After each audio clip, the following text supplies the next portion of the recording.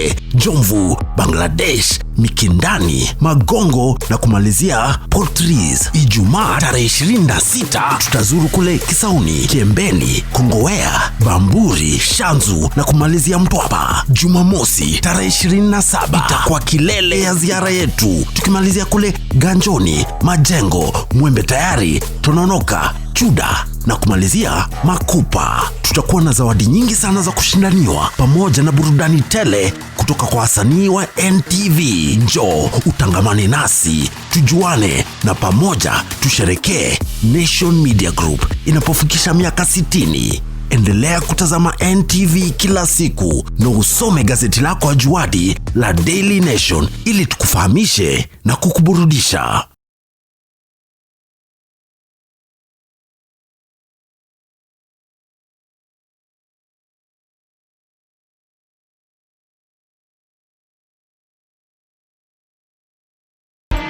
A new day is dawning.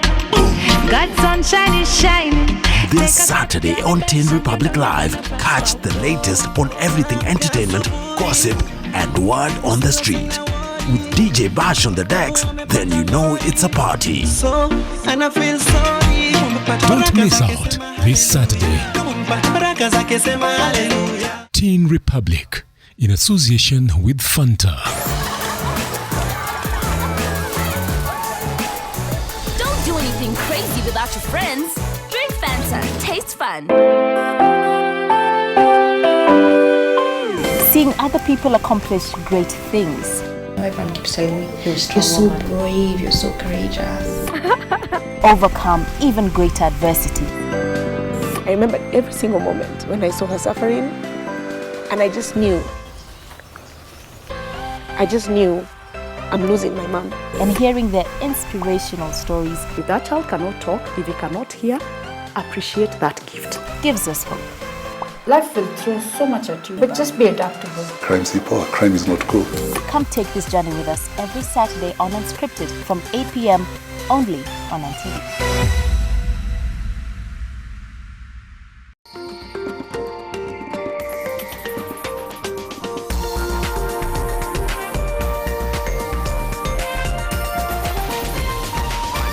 NTV, turning on your world.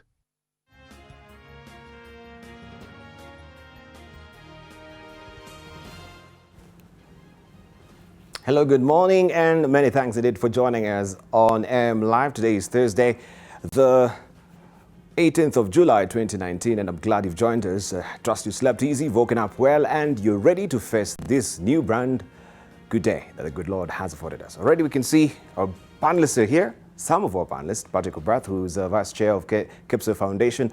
Also, we do have with us Stephen Obiro, who is Head of Advocacy and also Communications and Partnership at the Federation of Kenya Employers. Eagerly waiting to be joined by James Murrell, and also to be joined as well by Dr. Gituro Wanaina and also Collins Odote much later in the course of the program. So we shall be looking at the state of economy currently, what is happening as far as the economy is concerned. Remember, every Wednesday we do that. We try and see, take a granular look on the economy and what is affecting the economy of the country.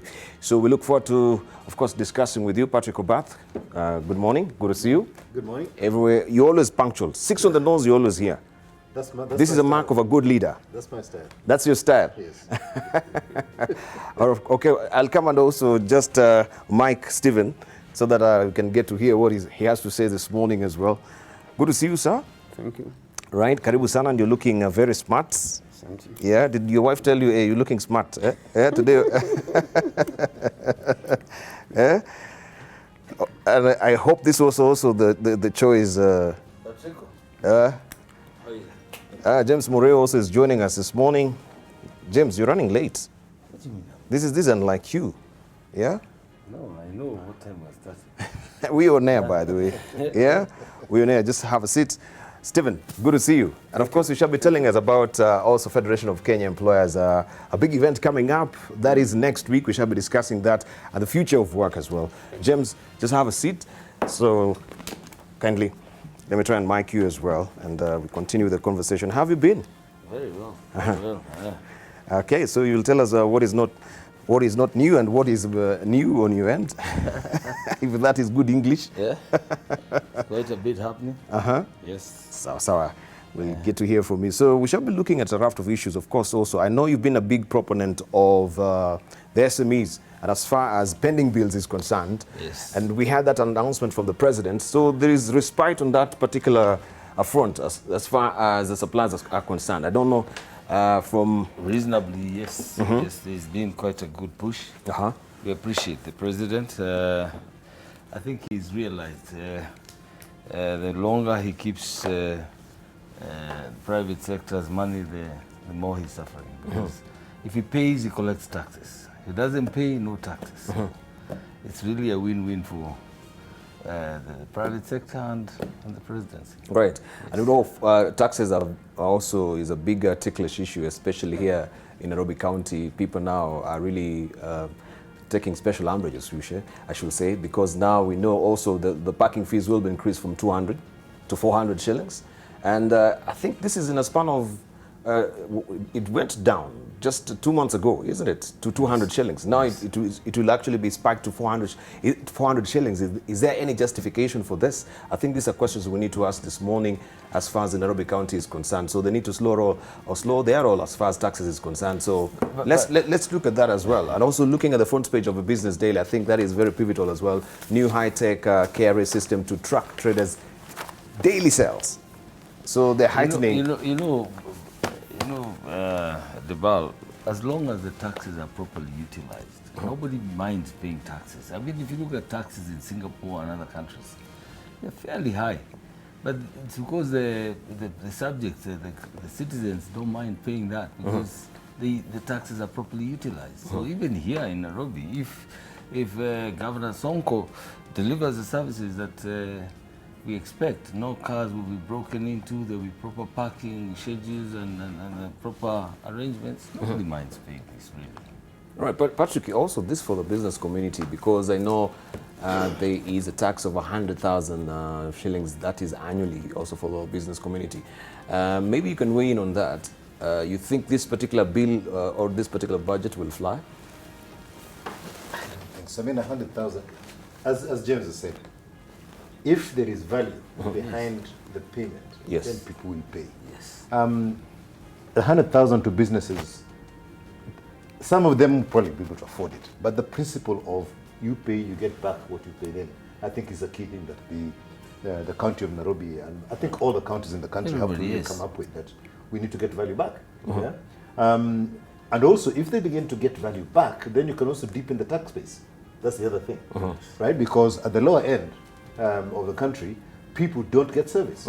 And if they don't get service, they don't see any reason to pay tax.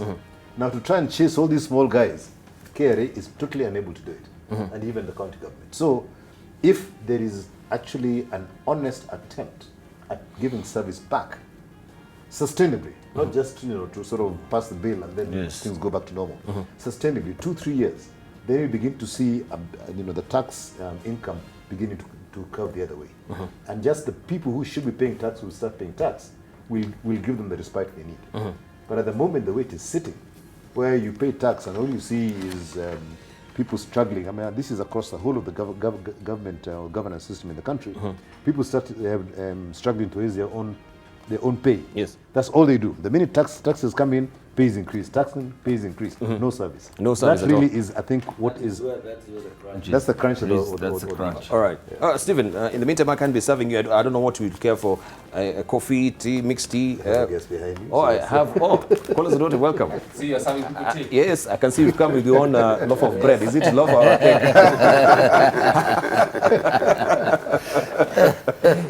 Someone does. Someone does is there. You don't need to hide it. Can I give it to you? Please do. Please take it. It's actually yours, Debarl. Oh, really? Yes. Oh, thank you very much. Is this Mandazi? Yes.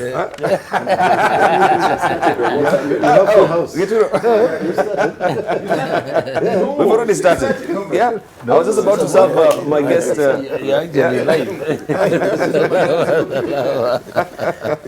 Okay. All right, because now you actually, I'll let you in just to take your place and settle a bit as we look at the Daily Nation and some of the dailies this morning, and then we'll come to a guest much later. It is the state of economy, so we'll get granular with issues that are affecting, of course, the country this morning. But let's begin with the Business Daily because it's up on my touchscreen. It says new high-tech KRA system to track traders' daily sales. Tax Revenue Authority notice reveals plan to install a system that will monitor sales on real-time basis. The Kenya Revenue Authority is set to install new electronic tax register or registers at business premises, giving it real-time access to invoices issued by traders around the country in a new high-tech war against tax cheats. Under the proposed system, KRA, you were trying to expand that, yes, KRA will require traders, manufacturers and suppliers to deploy new internet-enabled electronic tax registers, that is ETRs, that allow the taxman to track how businesses, of course, are faring. And you can follow the story on page 4 of the Business Daily this morning. The Kenya Revenue targets, this is in trillion shillings. KRA is targeting a total tax revenue of 6.1 trillion shillings in the 3 years to June 2021. Of course, they're raising the ante.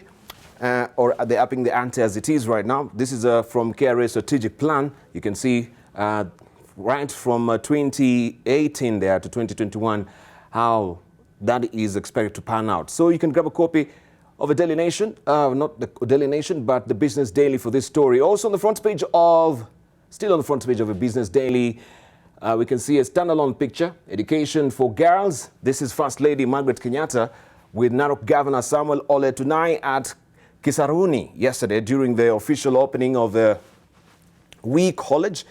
The institution will offer a range of courses to vulnerable girls from the local pastoral community. You can follow the story inside the Business Daily today. And Wairo Teach locked up 385 billion shillings workers' pension cash savings. The Retirement Benefits Authority has come out to defend a legal amendment that will see more than 385 billion shillings of workers' pension savings made inaccessible to those below 50 years. Treasury Secretary Henry Rotich has, through a legal notice, amended pension rules, effectively cutting out workers' access to their employer's portion of savings before clocking the official retirement age of 50.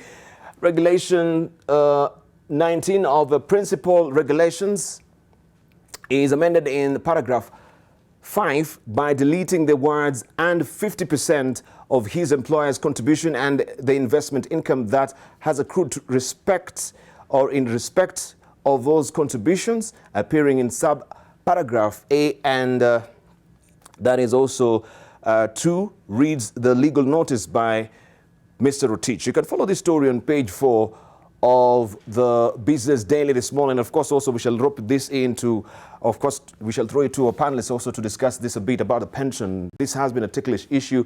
Is there funds actually to pay the pension? And why this particular move? Maybe because we're not liquid as a country as we should be. And that's why we have this particular amendment as well. Also, agriculture PS on the spot of a 1.8 billion shillings maize cash withdrawal. Agriculture Principal Secretary Hamadi Boga is on the spot following accusations of irregular withdrawal of 1.8 billion shillings from Central Bank of Kenya's Strategic Food Reserve Trust Fund account. Hamadi is accused of approving payments to a maize merchant trading as a commodity house without the approval of the SFR board. And you can follow the story on page 4 of the Business Daily this morning.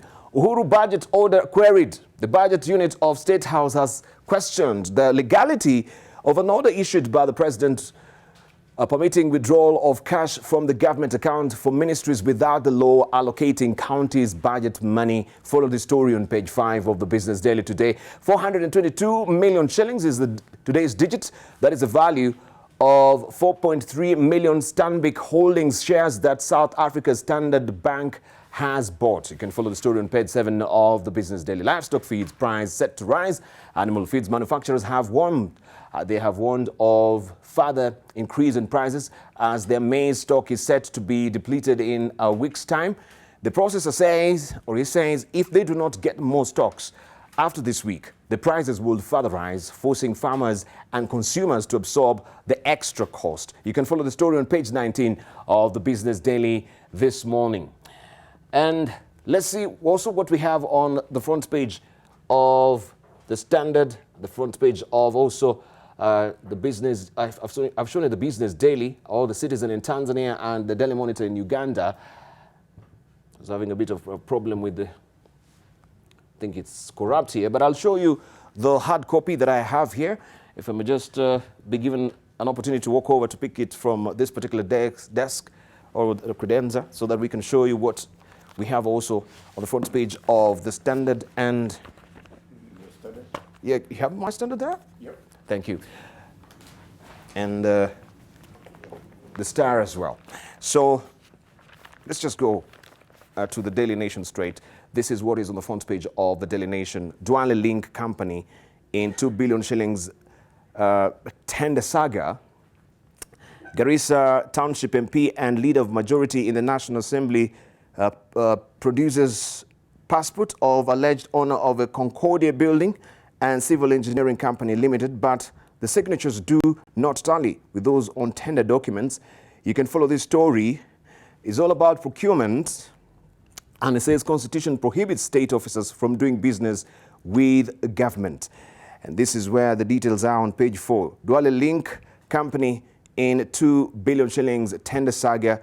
And of course, we all know about Concordia and the relatives of Duale as well, who are in that particular company. And this is where the story is. You can follow the story on page 4 of the Daily Nation. And also, still on the front page of the Daily Nation, we did not use dirty tricks in 2017 elections. This is what Jubilee is saying. Ruling party reacting to media expose that it benefited from the services of a company associated with a controversial Cambridge Analytica, says it never went overboard. You can follow the story on page 5 of the Daily Nation today. Kinjuri censored for 1.8 billion shillings maize fund. MP says more money was withdrawn without board's approval, and that is what is on the front page also of the Business Daily, as I showed you here. And also we can see Tujo, the Kamba kid, strolling into storm. Follow his story on page 6 of the Daily Nation this morning. The Standard is holding this particular splash for you. Kinjuri in trouble over 1.8 billion shillings maize cash is the splash today.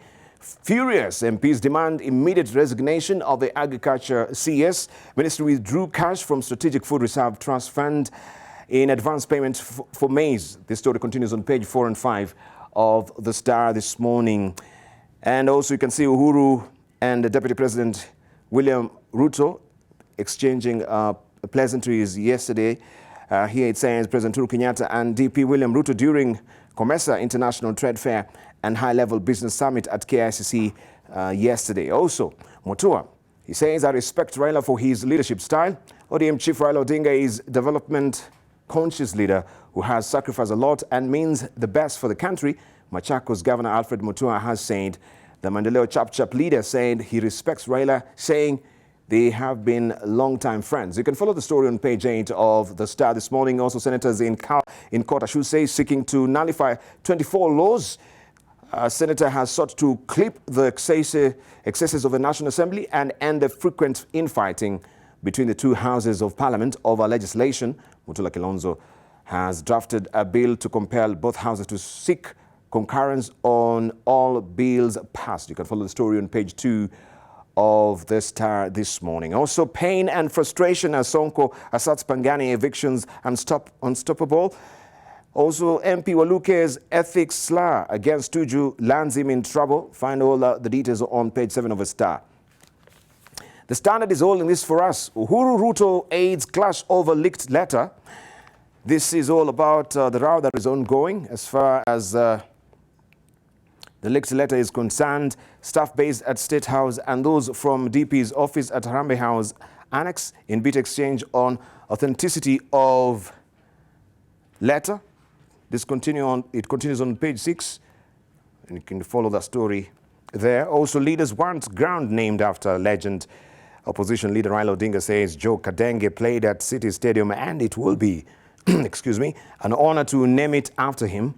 TSC in court over 13 billion shillings salary raise is another story that you want to follow there. An appeal, employer says ruling will affect teachers who had been promoted and take them back to previous job grades. That is what is on the front page of the Standard this morning. Let's continue and see if we can get a glimpse of what is happening across the region. In Tanzania, this is what you're waking up to today. Stage set for 1.2 trillion shillings farmer factories. That is a story on the front page of a Citizen today. The government expects to sign contracts with investors willing to set up manufacturing sites in Mwanza, Mbeya and Kibaha, and a public-private partnership before next June. This is on page 2 of this Citizen. Also, Majaliwa tells TCU to put its house in order. That is another story you can follow on page 2 of the Citizen. Accusations fly as Maize traders stuck at border post is another story on page 2 of the Citizen this morning. Arrested man admits killing wife, burning her body to ashes. That on page 3 of the Citizen. Still in Tanzania, we have Mwananchi, and this is your splash today. Msekwa alivyojibu Kinana wa Makamba is a splash. You can follow the story on page 4 of the Citizen. Also, mbivu mbichi wagombea jimbo la Lissu kujulikana leo. You can follow the story on page 5 of Mwananchi. In Uganda, we have the Daily Monitor, and this is what you're waking up to on the front page of the Daily Monitor. Well, it is corrupted. It has refused. These things happens, and I don't have the hard copy of that. So let me show you also what we have on the front page of Taifa Leo. This is what we have on the front page of Taifa Leo this morning. Rais anyamaza mambo yakizorota. It says masuala makuu, mgawanyiko Jubilee, mgawanyiko baraza la mawaziri, rais kupuuzwa na wadogo wake, mzozo wa magavana na bunge, mpango wa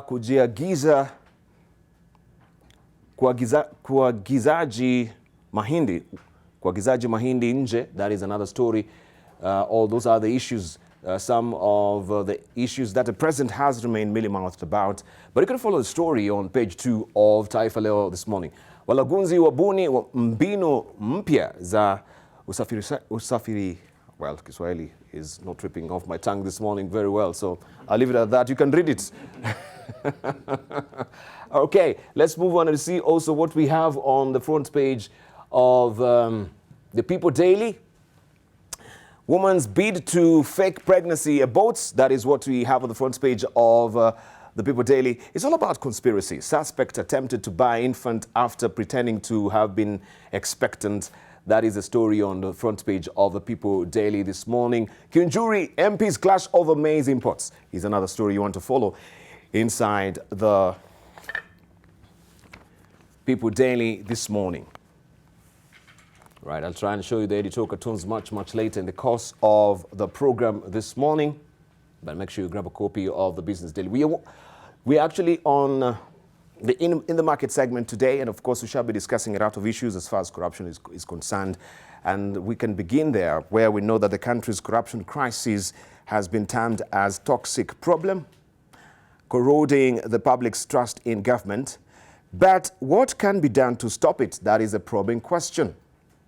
The UK government has some ideas on how to hit the corrupt where it hurts. Outgoing UK High Commissioner to Kenya, Nick Haley, says his government has written to the EACC and the DCI seeking the names of individuals charged with corruption and who will be slapped with travel restrictions. The new agreement between Kenya and the UK will also see those with assets in the UK acquired through corrupt means brought to justice.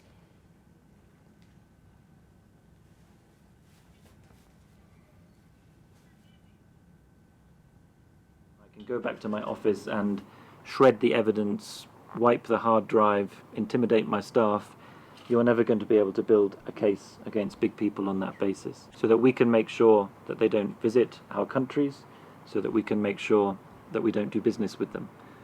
And I should say that a number of our international partners, I've convened meetings for the EACC with like-minded missions, share that analysis and share that intention. I would like, as much as everybody else, to see those who received bribes in Kenya convicted.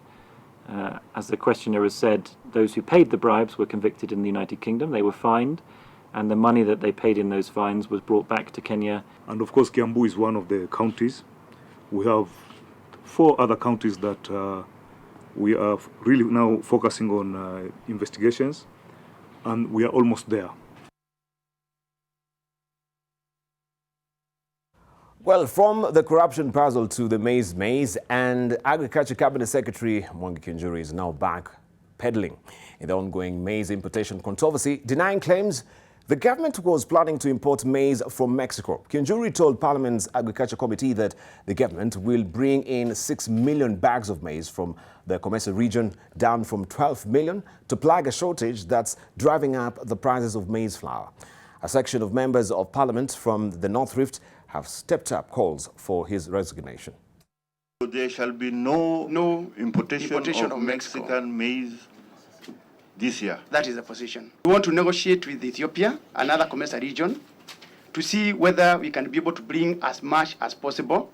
If there are some waivers required for COMESA, can be done, so that the inflows, we can increase the inflows as much as we can. The issue of whether we should import maize or not, advice can only come from the Ministry of Agriculture. If Wekesa has taken upon himself to challenge his minister, that is insubordination, and it's a very serious offense. You cannot incur any expense in that account, and unless you get the approval of the SFR board via minutes table. Because I've already started drafting an impeachment motion to impeach one CS Kiunjuri. Well, there are many ways through which public funds are siphoned into the pockets of thieves, and now more siphoning has been happening at the Kenya Pipeline Company, and pockets of staff suspects. They are accused of being part of a fuel theft syndicate and have been summoned by the Directorate of Criminal Investigations on suspicion of collusion with suspects who were arrested 3 weeks ago. It seems there is a well-crafted illegal oil siphoning racket that has led to the loss of thousands of liters of fuel, translating to millions of shillings.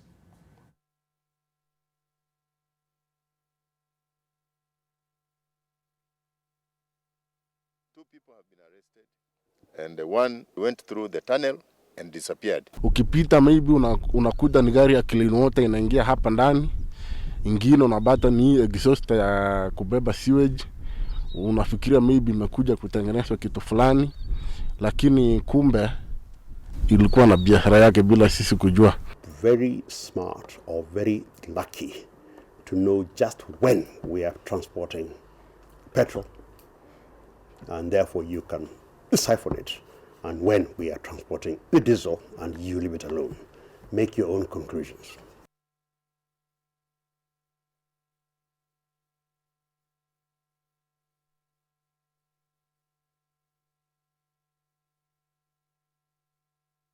Well, all these stories are leading to, of course, what we normally know, combating corruption, or they're actually stories that are alluding to corruption in the country from, of course, the UK High Commissioner, CS Kiunjuri, as well as far as maize importation is concerned, and the 1.8 billion shillings that cannot be accounted for from the strategic funds reserve.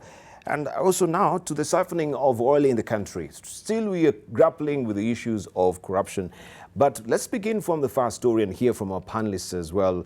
Patrick Obath, this particular move by the UK High Commission to try and, of course, prevent those people that are embroiled in corruption from traveling to UK. And, of course, if they've got, some of their wealth through corrupt means, it means also they will be brought to justice. Is it a solitary effort? We've had this before. Will this make any difference? I think the more they do that, the more it will work. What has happened is we've had a few cases, just once or twice, that one person has been barred and then it's gone quiet. But as you see, if you look at countries where sanctions have been applied against individuals who have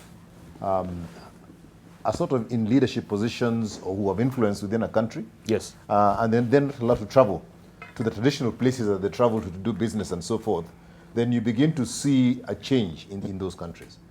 So I would support not allowing those people to travel to the UK and any other country that so feels that somebody has been found to be, to have been involved in corruption in this country. And if it's a partner of Kenya, stop them from going out, right? I mean, we need to have some sanctions applied to those who are currently working with impunity in this country, working their way through the various judicial systems, the different investigative systems, to try and subvert justice in terms of ensuring they get caught up for corruption. And it's not just the individual, because also, according to many news sources, also the entire family of that person who has been embroiled in corruption can be frustrated, even if they're studying abroad as well. So I think the diplomats are really serious on this. So it is not just the individual will be prevented to travel. If you want also to seek maybe that studies opportunity to outside, that can be frustrated as well. So be it. I mean, I think that is absolutely correct. Yeah? I think you're beginning to see slowly the sort of the little steps that are being taken by various partners who are at the Multi-Sector Initiative Against Corruption conference in early this year. All of them basically agreed that they will do their own little bit to make sure that we begin to turn the screws on the corrupt people, right? And it's not just within Kenya. It's not just us as individuals and the different agencies in Kenya, but around the world as well. And once you get support for that, I think that you'll begin to see this big, what I call super tanker of corruption begin to gradually change course. I mean, it's going to take a lot of effort, a lot of little things happening all over the place, but once that is all in place, then you'll see corruption beginning to sort of turn away. It's a huge battle, and any help we can get as a country, I think, is well worth it. Is well worth it. James Debarl. Yeah, that's been a big talk in this country. But Debarl, I think for me, let's stop talking. We've talked about corruption, and you see, just recently, and I've seen something about the police and traffic police still back in the road again. If you can see small little corruption on the streets, on the highways, and you don't curb that metamorphoses into a big monster that you cannot deal with in future. So for me, really, the truth is we must nip this in the bud, and whatever means possible, if it means barring them from traveling, yes, we agree. And it must be also painful, because up to this stage, I can tell you, Debarl, I don't think corruption has been treated the way it ought to be treated. Because we don't need to deal with more than 10 people in this country to send the right message. But it looks like we deal corruption with soft gloves, and you pamper somebody and you lead them. When you arrest them, you take them to the best cells and you give them blankets. And when a chicken thief is harassed and taken to the, quickly, justice is dispensed very quickly. And I think for us also, the slow process of dealing with corruption is another big hindrance. That if you are arrested and there is any suspicion, don't be given time to go and buy the system or influence the decision making. You should be dealt with expeditiously, and I've said this before in these forums. You deal with corruption expeditiously so that it becomes something that nobody wants to walk into. But at the moment, you are arrested with money that you cannot account for, and then they say they're investigating, that money disappears, and you're also back in the streets making more money. So it just beats the purpose. Right, really, we must be seen to be serious. So we must be seen to be serious, and of course, people who are meant to be seen to be serious as well are embroiled in corruption as well. If you pick up the Daily Nation today, you can see Duale also being linked to a company that it says here, well, Duale Link Company in a 2.6 billion shillings tender saga. That is what is on the front page of the Daily Nation today. I don't know if my director may just pick up this as well. And it says Garissa Town MP and leader of majority in the National Assembly produces passport of alleged owner of Concordia Building and Civil Engineering Company Limited, but their signatures do not tally with those on tender documents. I think it is, my laptop is not interfaced with, of course, the one it's meant to be mirrored with. And this is a splash today. The story is tucked away on page 4 of the Daily Nation today. Constitution prohibits state officers from doing business with the government. So when we are actually pushing the envelope and fighting against corruption, people who are meant to also be leading the way in fight against graft are embroiled also in the same graft as well. Some people who are in the upper reaches of government. What will be your comment, Dr. Collins Odote? I'm not sure you want me to comment about the headline or the one of the British High Commission. You can actually, because we're so talking I will choose about the one I prefer. Let me start with the British High Commission. I think at first sight, my quick answer will be nothing new, because as you rightly said, this is not the first time that this is being done. Yes. You remember the former British High Commissioner, Sir Edward Clay, was talking about people spitting in our shoes. There's been efforts by other diplomatic missions in the past to bar people, at least from what we've been told in the newspapers. So from a first sight, you'd say nothing new. They're just doing what they've done in the past. But if you look at the last few months, I actually want to agree with Patrick. It's going to take a lot of time to deal with this monster called corruption. It's permeated all sectors of our societies, and fighting it cannot be instant coffee. I think we want instant coffee results. It's going to be very difficult, especially when the part of fighting corruption also requires you to ensure you do so while giving everybody their constitutional rights. So you can't sit one day and decide X is guilty, so he must be jailed. He'll still have to go through the normal processes. For that reason, I think all the small steps that take place, essentially, if they are sustained, and if we move from talk to action, will lead us to the right way. And for me, the work that our foreign partners are doing, if you look at the work that is starting to happen in the country, if you look at, I was just looking at one of the items in the staff, for example, if you look at the reported struggles around people with alleged money struggling to find their way into the system. I think slowly by slowly, the noose will tighten, and hopefully if it is sustained, we might actually bring back the country on the issue of corruption, which is like a vehicle which is lying on its side. I think we're struggling to bring it back onto the road so that it can start moving. And I think we must be able to load every effort, however small, because if we don't, then we will actually be pouring cold water into an initiative that if it does not succeed, we are doomed as a country. So I'm actually happy with the decision by the British High Commission to say we will not give visas. It's nothing that they have never done in the past. I just hope that they will sustain it. But secondly, that we realize as Kenyans that that fight cannot just be left by our foreign partners. They can only be able to complement the action that we do nationally, because the bulk of the people actually don't travel abroad.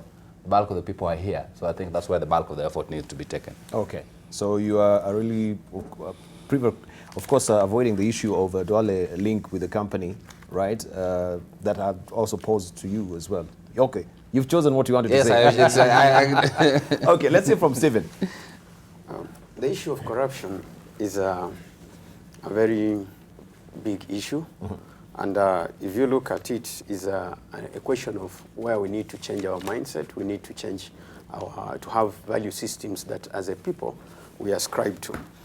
If you remember in this country, when we were in 2003, after the election of President Kibaki, just in the first few months, we almost went to zero corruption until some few things started happening. We need a shock in the system for us to fight corruption. A shock in the system? A shock in the system. Something that will send a very clear message that will make us make about turn. Any effort that is happening now is good, but people are looking at it and saying, okay, we'll not be able to sustain. I mean, it's just a public relations thing. But can we have a shock in the system where people are able to see that this is a really action? Somebody, we can't say we cannot prove people who are corrupt. There are so many people who have been found in corrupt cases, and cases linger on for all along, and somebody enjoys the fruit of corruption, the family enjoys, the people enjoys. It goes on for years and years. But if we can have even one case, whether it is a CS, whether it is a business person, whoever it is that is found and jailed in this country, the basic tenet of management of crime is if you cannot have a high probability of catching somebody, then you make the punishment very severe, such that the severity of that punishment will make people afraid of getting into that vice. And that's what we need in this country. Because we know people who are engaging in corruption are getting away with it. Can we make the punishment very severe that if you are found, then there is no way you can get out of that hook? And very, very, very efficient in dealing with it. Okay. That one will send a shock, and it will change our culture. It will change our mindset. It will change how we look at it. Right. And of course, maybe I need to also pose this particular question to you. He says about shocking the system. What will be, the greatest or the height of actually shocking the system? Should we go the Ghanaian way, where we had President Jerry Rawlings, aligning these people who are corrupt in the stadium, and they were shot? That shook actually the system as well. Where is Ghana today? And where is Ghana today? Yeah, that is the common question. In terms of I got shocked with my friend here, actually, perhaps different today, that a thief has a constitutional right. I'm like, oh my God, that's probably that's basically what you're saying. Yes. And I think yesterday I was talking to high commissioners and ambassadors who have been listed and appointed. And one of them said, you guys, why are you invading the elephant in the room? They said, it's corruption. Because one of the things the individual was saying, when they go there, and we are selling our country, they're actually being told your country is corrupt. You go for deals there, even before you start, you are being told this up front. And I'll give you an example. Uchumi, there are some people who really wanted to revive Uchumi. Yes. But they're being asked to bring this up front. Now, let me say what perhaps the shock Stephen is talking about. Yes. I think about 3 or 4. I think the first thing we need to do, Patrick, when the investigations are going on, you should be in jail. Whether it's decided whether you are guilty or not, the investigation are on, you should actually be in jail. At least incarcerated somewhere. Somewhere. Yes. Secondly, I think we need the fourth estate. I like the way you're exposing the fourth estate has to come more strongly in exposing this. Yes. If you look this one of Duare and you go to page 4. Yes, page 4. I was just going some of the, it look like the pedestrian bridge in Livatana, 154 million. Yeah, pedestrian bridge, yes. Mtwapa, slum, whatever, rehabilitation, 277. Commuter rail station at Kikuyu and Kahawa, 500 million. And you look at the last one, the kind of, it's even worrying. Really, when I'm going to do a pedestrian crossing bridge, and you know the width of Tana River, all this kind of thing we're talking about.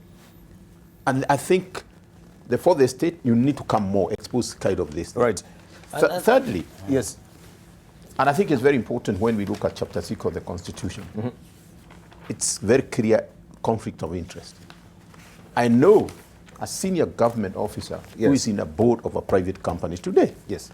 You can't hold that. There's conflict of interest. Lastly, and I think as Stephen is saying, we need to do that draconian way. The guys of Philippines are very clear.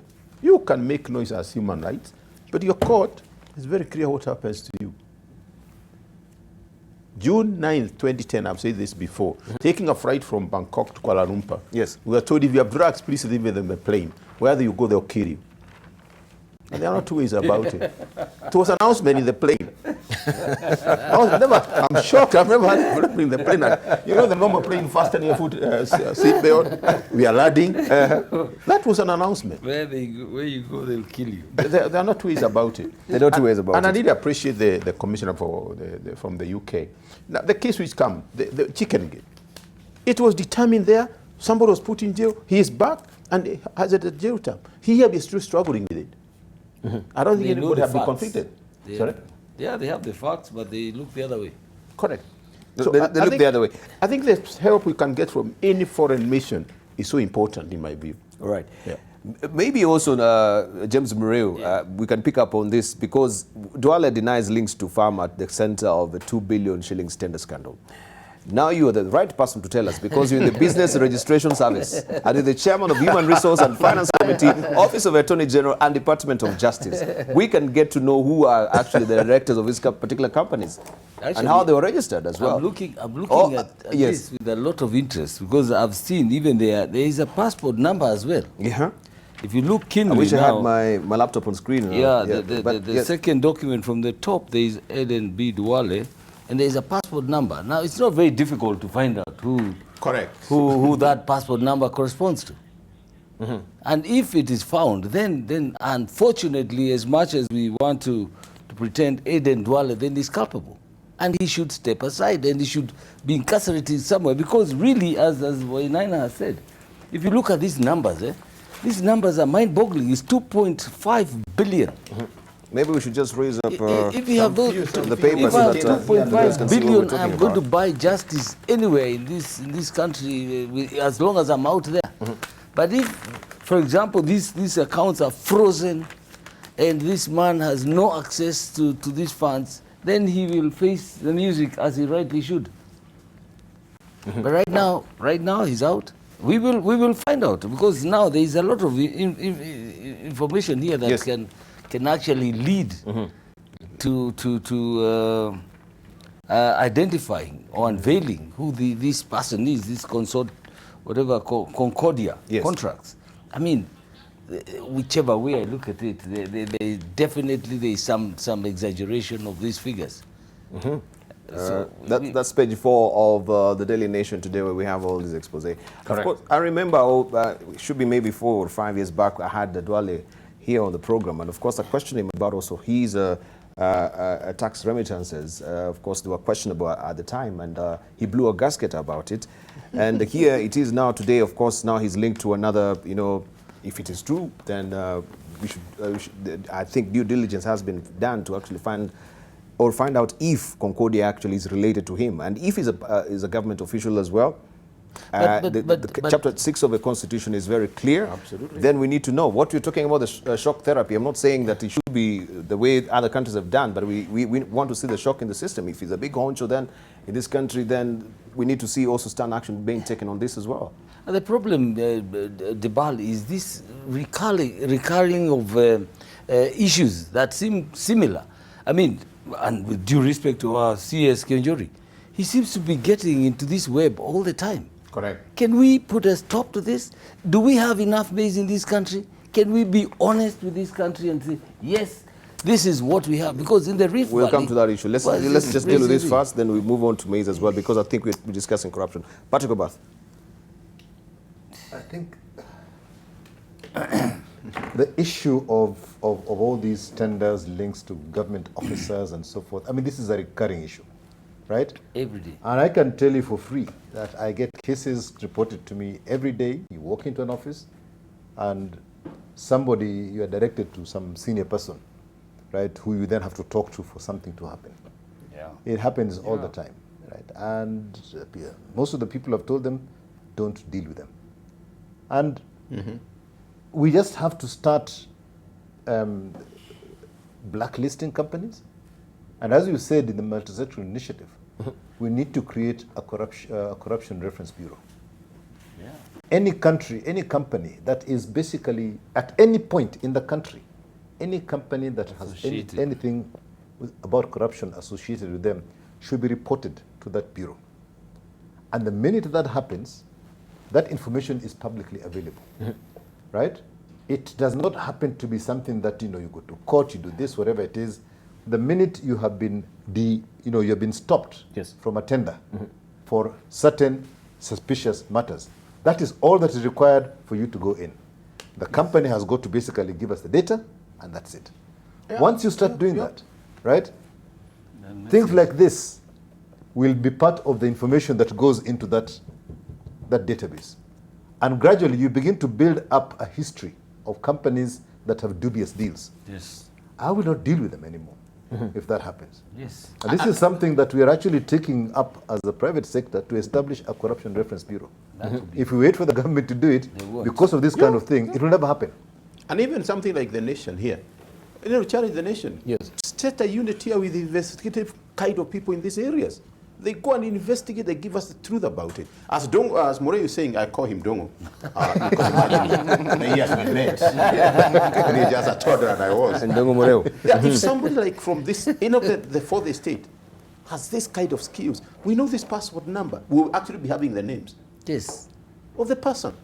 And Patrick, you know, you can actually work with the private sector, get journalists who are good investigators this work. I bet every day you'll be having a story to write on the front page. Thank you. Thank you. Collins? Debarl, when systems fail to work, we all get frustrated. And when we do, we can throw logic out of the window. And that's what Wainaina wants me to do. Yesterday, actually, there was a colleague who was presenting a higher doctorate. And this was at the heart of the debate. Yes. The debate between formal law and informal law and the move towards integrity. And I think the challenge is when we just stick to formal rules and they don't deliver results, people get frustrated. Yes. And that's the challenge we have in Kenya. If you look at the UK, it isn't as if they have thrown away rules. They actually are applying the rules, but they're applying them fairly. And they're applying and dealing. That's why the colleagues were mentioning chicken gate. Here, rules are used to subvert justice. And I think that's where the challenge is. Yes. The solution, however, cannot be to then say, let's ignore rules completely and do everything else. Because the day you do so, you will suffer. Yesterday, I was speaking to a colleague of mine, and I remember, who 3 years ago was very happy to say, you know, it's okay, let's just go away through this mob justice. Now things were on the other side. I'm saying, you know, this is very unfair. We must be given a fair hearing. Yes. So rules must work either way. Unfortunately, Wainaina, thieves have a constitutional right, and that's not my statement. That's a statement from Article 50 of the Constitution. Article 50 of the Constitution says everybody has a fair hearing and must be given a fair hearing. The challenge is that that hearing must actually happen and it must be fair.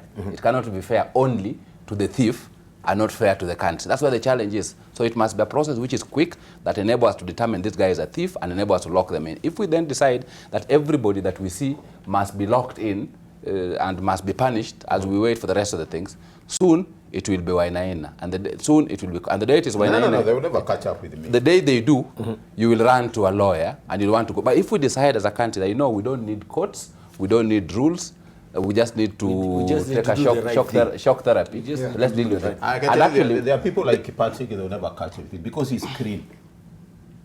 I'm not going to worry about that, my brother.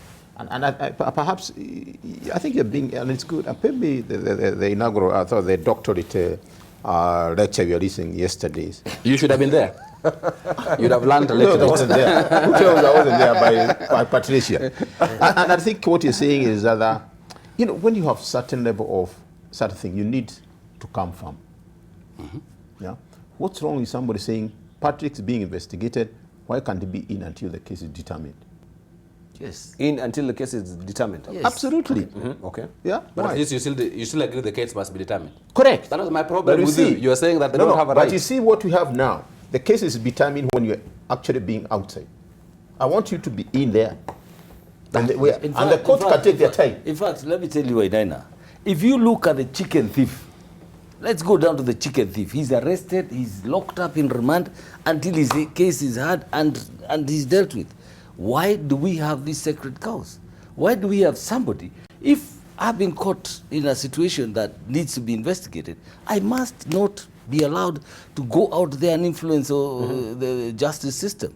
So just like the chicken thief, he has a right, so does the corrupt person, yes, but they must be treated the same. Okay. But you guys are not saying the same thing I'm saying. No. I was saying that they have a right. You are saying they don't have. No. We are saying the rights must be exercised with the full, in the full context of the situation. Thank you. Where you must stay in as we investigate you. Just like the chicken thief is in remand, you must be in remand. And then when you're cleared and you're thinking, if the state has to compensate you, so be it. Thank you. Let's hear from Stephen. I think the key question we are looking at it in looking at our corruption in the country. Is it about we don't have the laws? We do have the laws. Yes. So the laws we have, if we were applying them, it will make a big difference. Is it that our justice system doesn't have the capacity to handle? It has the capacity to handle. Perhaps the question is about the willingness. And corruption, for me, if I look at it in Kenya, it is something that has become almost a culture. It's something that has interfered with even our value system. And in that case, it's not just about putting a law here, putting a law here. It is about doing something that will change that culture, that will bring us back to a value system that we'll be proud of. There's a research that was done some time back about corruption among the feeling or the perception of corruption among the youths, the 18 to 24 going down. And you know what they said? Yeah. I don't care being corrupt and getting rich as long as I'm not caught. So this is something, and these are still people whom we are looking at it even for the future. They're already thinking about is something that is becoming almost their value system. Shock that system so that we can change our feeling. And look at the experience we have had. Any change, any reform that we have had in this country has come as a result of a shock we have experienced, including the new constitution that we all are proud of. Including Michuki. Yes, it all comes as a shock. And as long as we don't have that shock, yes, it will be business as usual.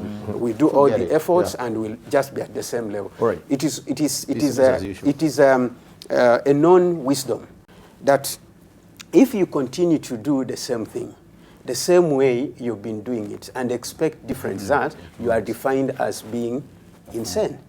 And is this country, are we saying in this country, are we insane? Because if there's things we are doing, what is a new thing that we have done? It's all the same old things. We need a new thing that can shock the system so that then we can define our value system as a people and move away from corruption. All right, thank you.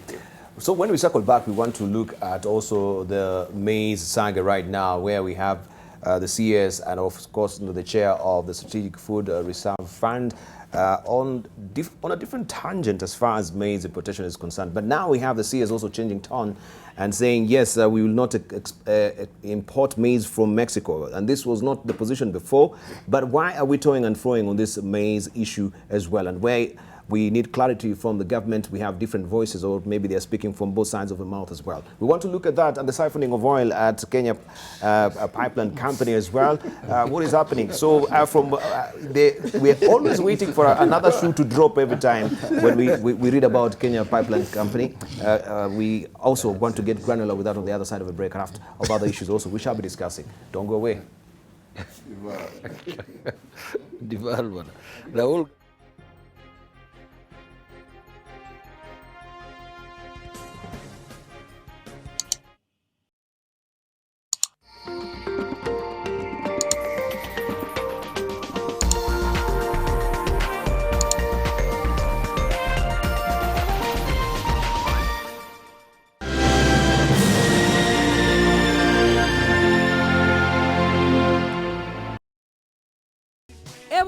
Civil servants, if you need a loan, call Mwananchi Credit today. Utapatiwa loan within 6 hours. Do not get stuck when you can get quick approvals within 6 hours. Mwananchi Credit, investor in people. Children bring joy to our lives, but they grow up so fast.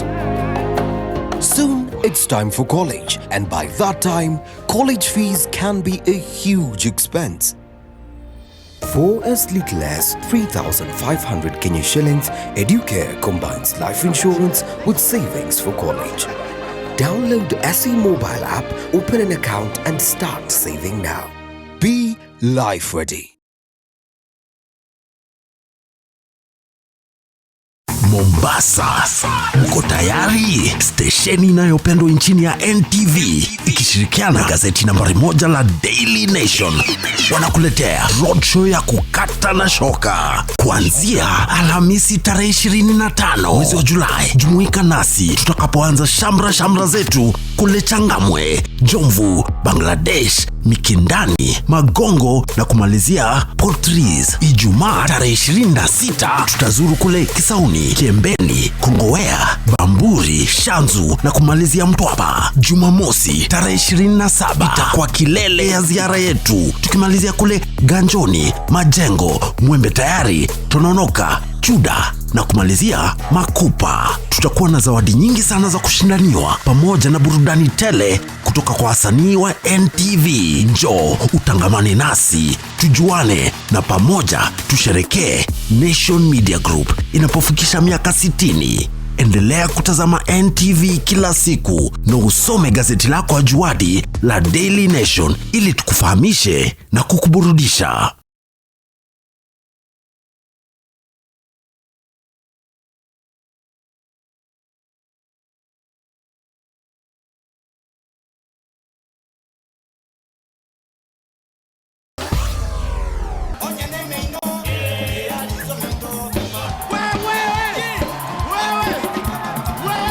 When you meet a Luo carrying his briefcase, don't ask him whether he's going to work. Luos don't go to work. We attend to professional commitments. Gangster, main rule. Avoid eye contact with your fans. Mutazoyana. Mtu ako na homa, lakini kusiniza na sneeze, unashindwa hii ni homa ama ni nini? Unasikia, December babes, haki si mnatusumbua. Hati yo sijui calm down is my birthday. Sijui all people were born the same but legends were born in December. Mbona mnajisikianga hivyo ama mnaonanga mkikaa kale kamkate ka mwisho? Nani? Shetani matana Shetani mugani? Shetani mugani? Tebu tuonyeshe shetani mugani? Johnny. Oh, kametokwa ho.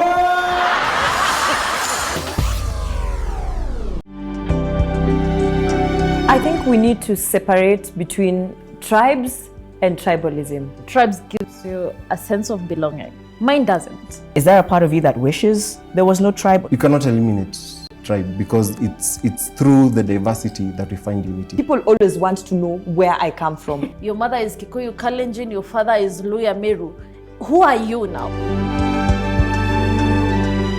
USIU Africa provides a world-class education that is dually accredited in Kenya and the United States. Apply now for the September 2019 intake and soar to greater heights with USIU Africa. Education to take you places.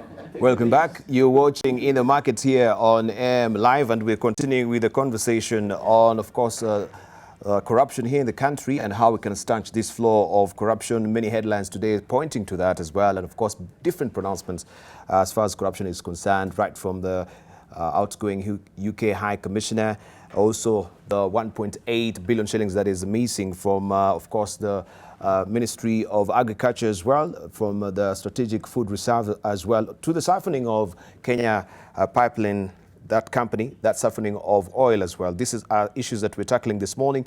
And if you're joining us this morning, I'm holding court with James Mureo, who is a board member, chairman, Human Resource and Finance Committee, that is Office of the Attorney General and Department of Justice, Business Registration Service. Also, we do have with us Patrick Obath, who is the vice chair of KEPSA Foundation. We have also with us Stephen Obiro, who is Head of Advocacy, Communication and Partnership at the Kenya Federation of Kenya Employers. We do have with us as well Dr. Collins Odote, who's a columnist with the Business Daily, environmental lawyer, and also a lecturer at the University of Nairobi. Also, we do have with us, this is Dr. Gituro Wanaina, who is the chair of the Kenya School of Government. Also, he's a lecturer at the School of Business, University of Nairobi. Let's just continue with the conversation on this. I think before we took a short break, we were on this beat of the Maize scandal, which also James Mureo had picked. So 1.8 billion shillings cannot be accounted for. And we can just talk about why maize is such a big issue, and the importation of maize is such a big issue in this country. And I hear, of course, farmers from the ground, farmers were really angry that the country was going to import maize, and yet they have so much maize stashed away in their reserves as well. So where is there, you know, not an interface between the farmers and the strategic silos that we have in this country that they should be importing? What is the issue? We've had also the Right Honorable Raila Odinga saying somebody is really gaming the system. This is an artificial maize shortage.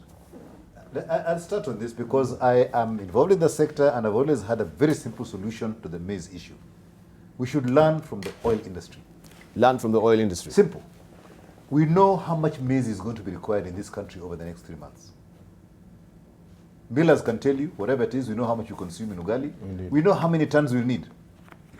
We also know from Kinjuri and his team how much maize is going to come out of the farms.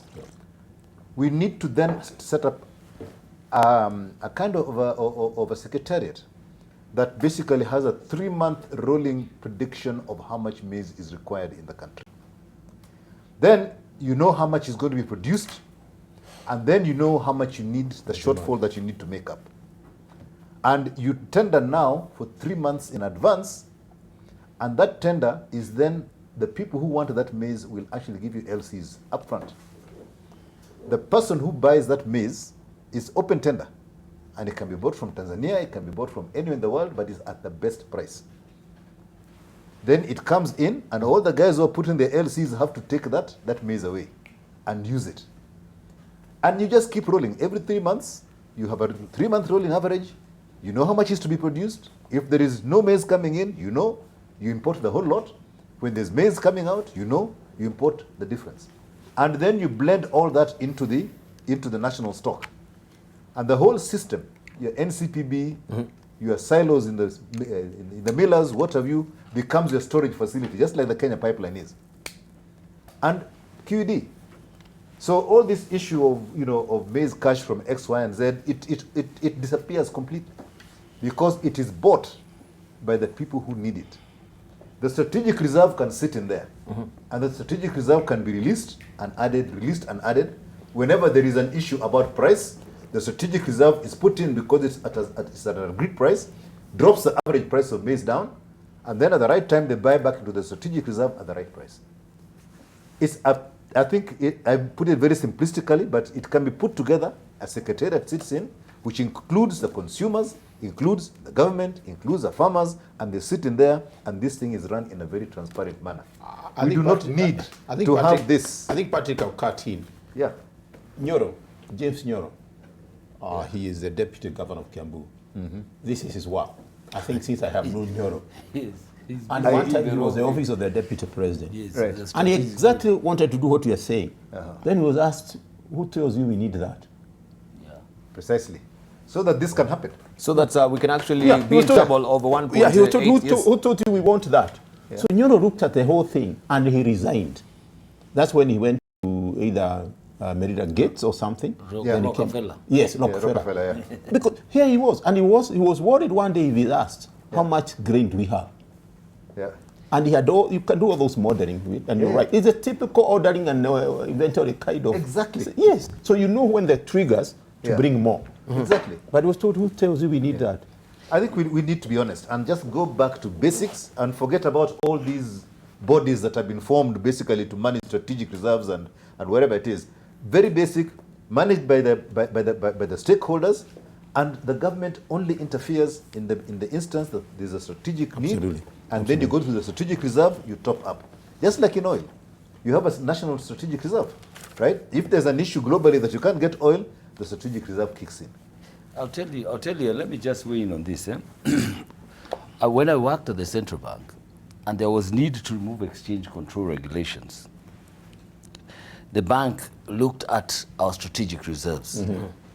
They made sure we had a buffer of about 6 months worth of imports in terms of reserves. And once that had been achieved at the central bank, then and then only did the President Moi accent the authority to remove the exchange control regulations. And that's not rocket science. After the removal of exchange control regulations, Kenyans enjoy the benefits of that strategic planning. And what am I saying? That we can apply the same rule here. Absolutely. Where we have a reserve that we will fall back to whenever there is a shortage. It's not a knee-jerk reaction, because hunger does not wait for you to bring a shipload from South America or wherever. It needs a reserve. Now, we also know that there are times we have bumper harvests, and we have times when we have no harvest. During the bumper harvest time, that's when you create your strategic reserves. And when you have strategic reserves, then you don't need to have these hurried importations, because that creates a pregnant area for corruption. Yes. When you do this, knee-jerk kind of ordering of imports.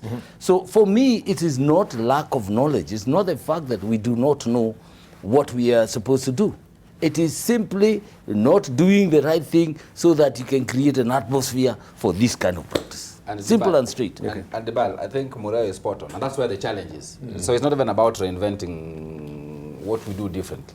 You know, in my village, as at today, I have maize in my house. I have done no study, but I have maize in my house, and I've done so for the last 2 years because I know that this is the month of July. Yes. In December we harvest.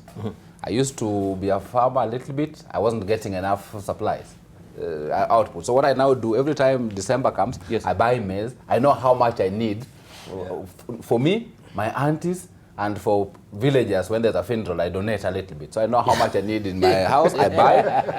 It is July. There is 1 more month before we get the next maize, and I still have some strategic reserves.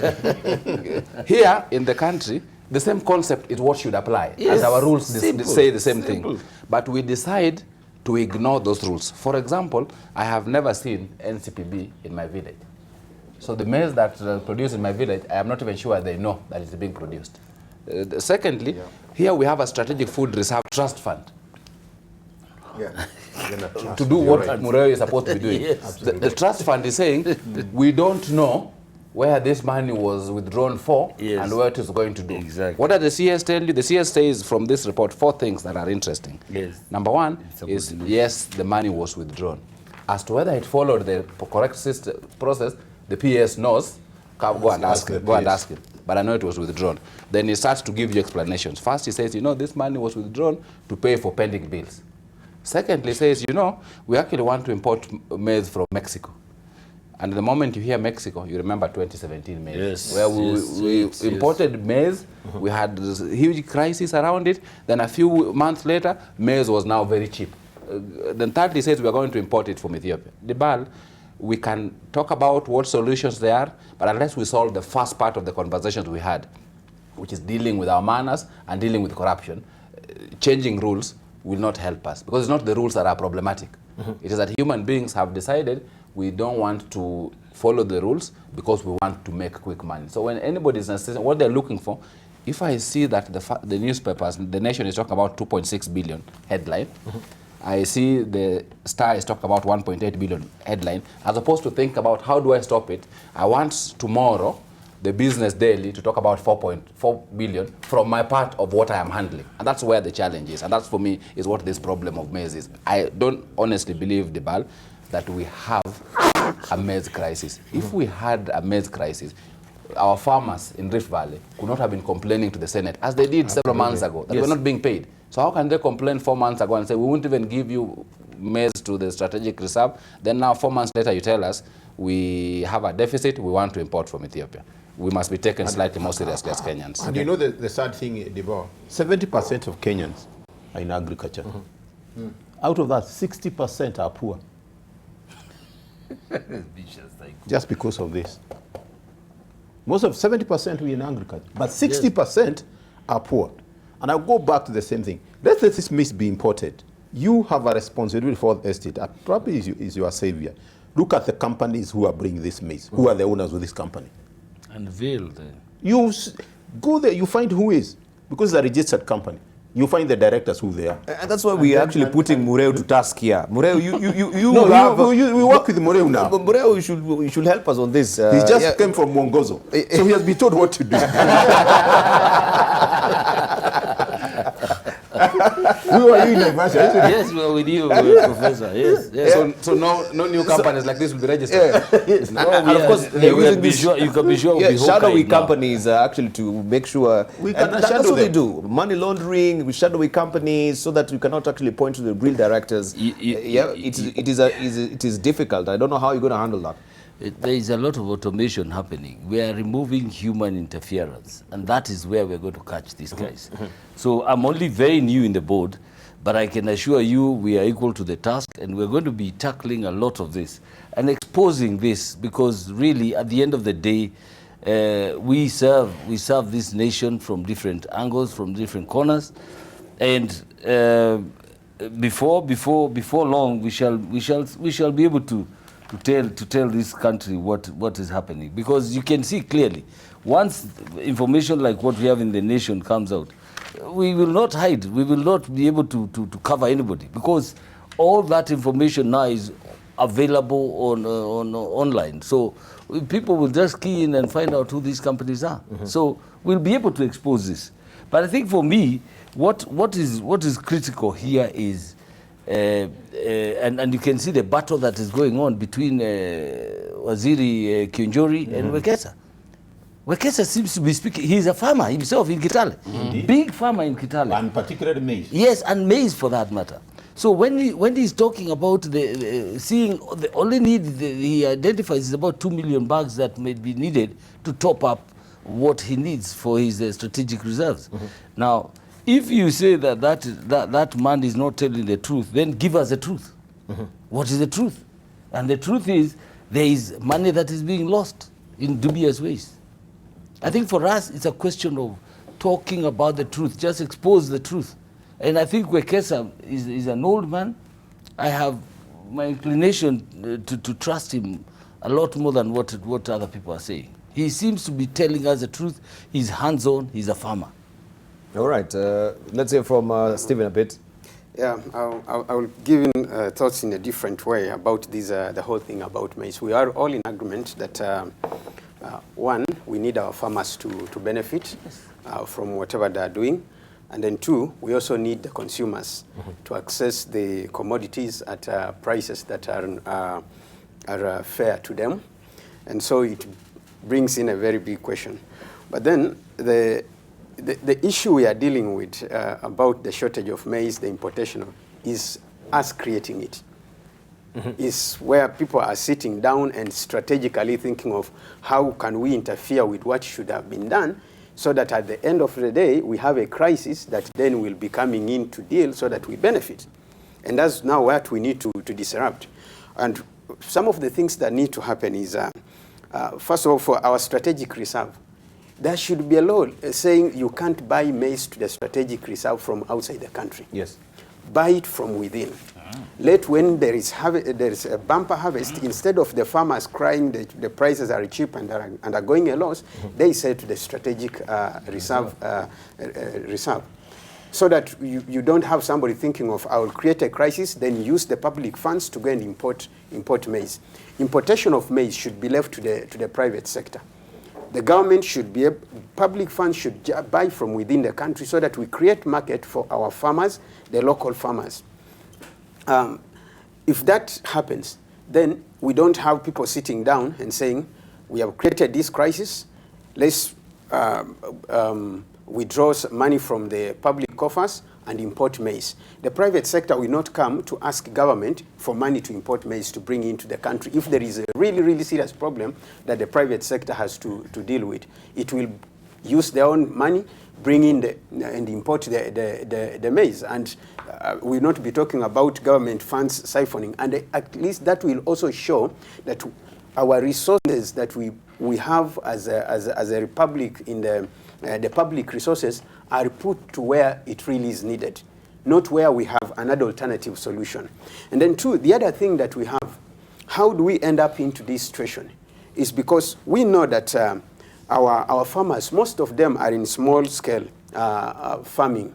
What are we doing to them to support them so that they can become productive? We are having a crisis, a generational crisis.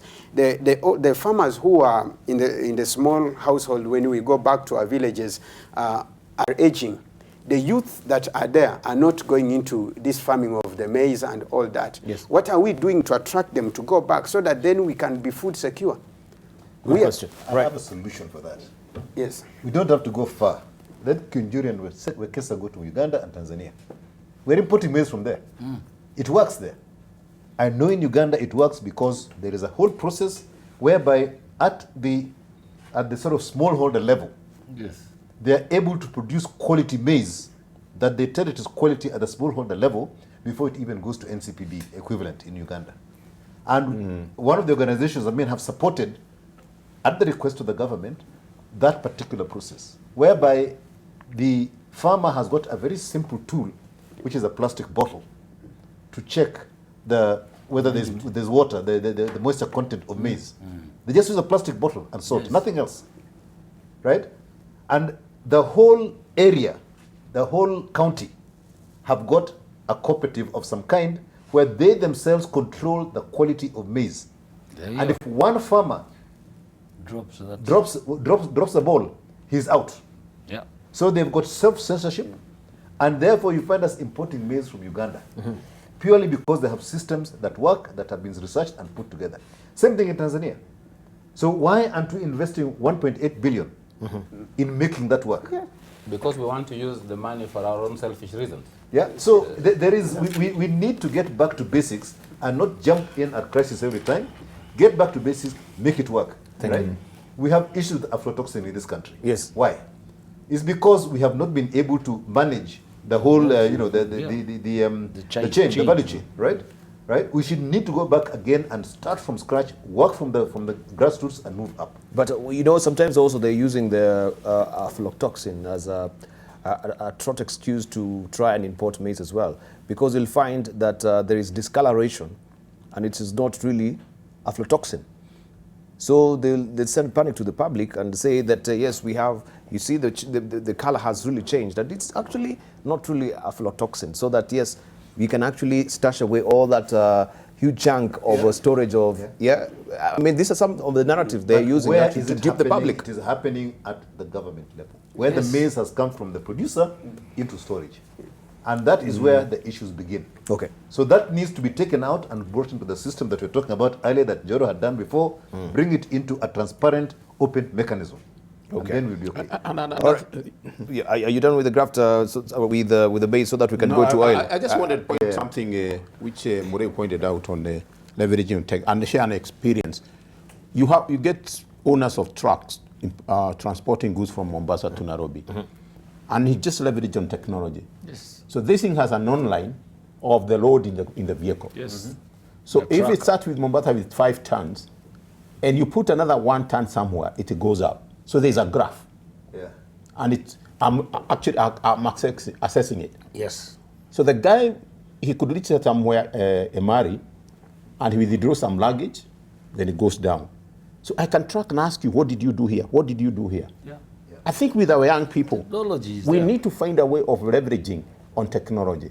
I remember this time I was doing research in Cambridge, and I was given a card. I told this room you can't go, this you can't go. Yeah. You go to one of the hotels here, the Rosa. There's a dog there. You make sure that it can't corrupt the dog. Yeah. It sniffs. It sniffs. If there's something in you, you're not getting. Go to the other outfit. You have guys just walking around. I think we need to be more innovative than that. And I think the other thing, and I keep saying this, and I like, but that's the point you have brought. How can we hold the farmers themselves? They'll do self-censorship. Yes. That's the bottom line we go in this. And the other thing, we must produce a list of shame. Thank you. Let's get also to the oil siphoning at the Kenya Pipeline Company. It seems you're having a lot of this, from the state of the economy. But you just said we should learn from oil for maize. So how can you get let him start now. Patrick, given your background, of course, oil and gas, you've been in that industry, you're still there. You can tell us what is truly happening as far as this is concerned with the siphoning and also with the leakages. And in this epic of time, should we be talking about leakages? Or did someone really game the system as far as installation of the leak detectors were concerned, especially with the Kiboko?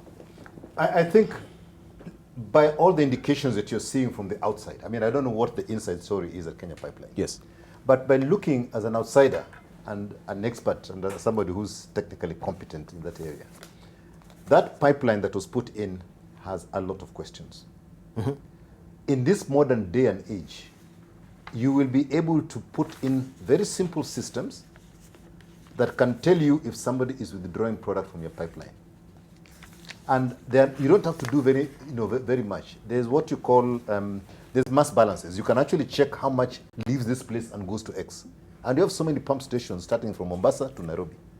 And if you lose any product between one A and B, you know exactly that there's something happening in between. Right? Correct. Those are things that you just put technology on the pipeline. You don't need to do anything else. And it'll tell you that actually stuff is being taken out. That is a basic thing that goes into every properly designed pipeline in this world, right? It's not only about the siphoning out, it's just for me to be sure that even my own system, there are no leaks, even within the pump stations and so forth. And even contamination. Right? So that is the first thing. Why wasn't that put in? Question mark, question mark. The second one is the fact that I think there was these guys who have gone and welded something on a pipe, and then they've created their own petrol station or terminal somewhere for people to come and take stuff out. Yes. That as well is, again, very simple to look at. First of all, if you've got that mass balance, you'll know that somebody is extracting something between point A and point B, right? Once you know that, you can actually use very simple non-invasive technology, either drones or helicopters or something, where you can actually survey the pipeline and you can see where there is an offshoot, especially when people are actually extracting fuel. And when you pump fuel, it actually gets hot because you're putting energy into it to pump it. So you can actually look at heat and you can see the pipeline because of the temperature. So it's sort and of, the minute somebody has got something going out, you can see there's a branch at this point and very easily do it. A drone, how much does that cost?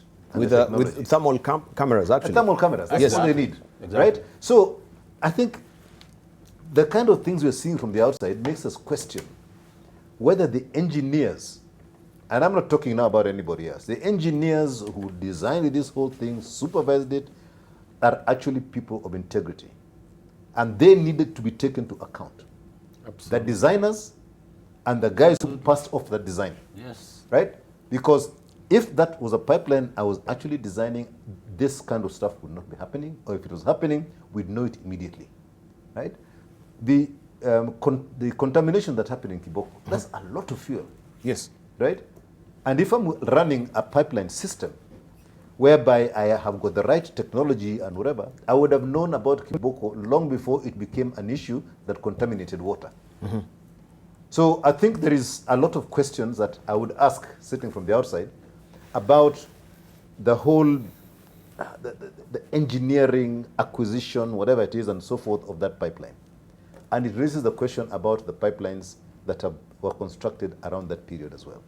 Because it obviously means that there is some capacity lacking or some willing, some deliberate ploy to basically under-design those pipelines and overpay for them. Under-design, overpay for them. But sources also say that maybe some of these executives, they have been given targets by some powerful individuals from government that is compromising also the entire system. Like this Kiboko, I mean, the questions are being raised. How come we didn't have detectors? That is the fuel oil leakage detectors. Under-design overpay is the answer, because whoever it is, whether they were being handled from whatever it is, the outcome is that at the point where there was supposed to be a delivery of quality, right, it was under-designed and overpaid. Now, where that delta went to is a matter of speculation, right? But purely from a technical point of view, at the point of delivery, there was issues.